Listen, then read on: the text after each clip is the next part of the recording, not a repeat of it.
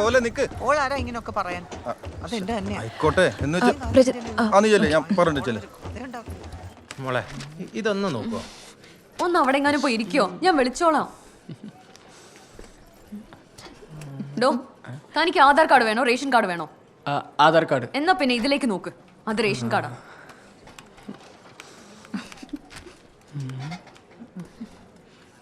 എടോ, തന്റെ ഫോട്ടോ എടുക്കുന്നു, ഇതിലേക്ക് നോക്ക്. ചേച്ചി എന്തിനാ ചൂടാവുന്നേ?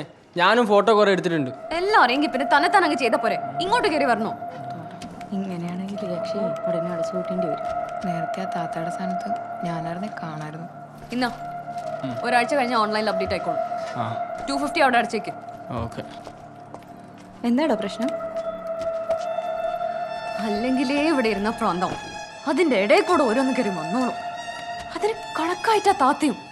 ഇനി ഇങ്ങോട്ട് വരട്ടെ, ഈ സർലയാരെന്ന് ശരിക്കും അറിയാ താത്ത. Excuse me. വാട്ട്?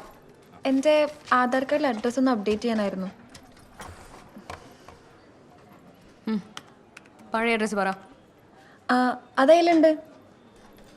ഇതിലുണ്ടെങ്കിൽ എന്താ പറയാൻ പറ്റില്ലെന്നുണ്ടോ?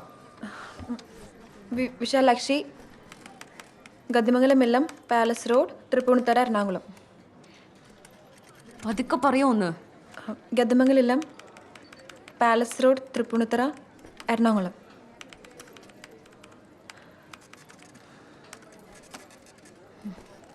രണ്ട് വിരൽ ഇവിടെ വെക്ക്. ഇവിടെയോ? രണ്ട് വിരൽ രണ്ടും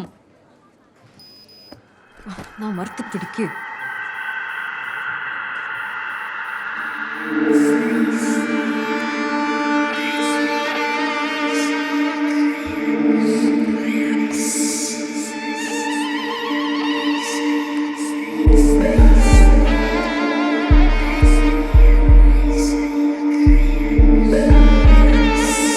ഇനി ഈ കയ്യിൽ 4 വിരൽ അമർത്തി പിടിക്ക്.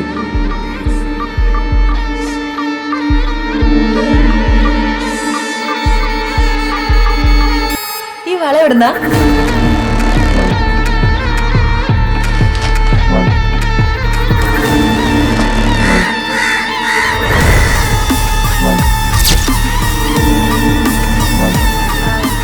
ഞാനിത് എവിടുന്നാ വാങ്ങിയെന്നറിയാൻ. ഇന്നാ അത്രയ്ക്ക് ഇഷ്ടമെങ്കിലും എടുത്തോ. അയ്യോ ചേച്ചി. ചേച്ചിയോ? ആരുടെ ചേച്ചി? തനിക്കൊന്നും വേറെ പണിയില്ലേ? വള എവിടുന്നാ എങ്ങനെയാ ഉണ്ടാക്കി, എവിടുന്നാ മേടിച്ച? വന്ന പണി നോക്കി പോയാ പോരെ. എന്തൊക്കെ എടോ പെണ്ണുമ്പളെ എന്റെ അടുത്ത് കൈ ചൂണ്ടി സംസാരിച്ചുണ്ടല്ലോ. പേരില് മാത്രം ഗതിയുണ്ടായ പോരാ, കുടുംബത്തിലും വേണം. തനിക്ക് വേണേ തന്റെ ഭർത്താവിനോട് പോയി ചോദിക്കണോ, ഇങ്ങനെ നാട്ടുകാരുടെ കയ്യിലും കഴുത്തിലും നോക്കി നടക്കാതെ. എനിക്ക് ഇവിടെ മതിയായി, ആരെങ്കിലും നോയിക്കോ. ഇനി ഇവിടെ നിന്നാ ഈ ഗതിയില്ലാത്തവളോട് ഞാൻ എന്തെങ്കിലും പറഞ്ഞു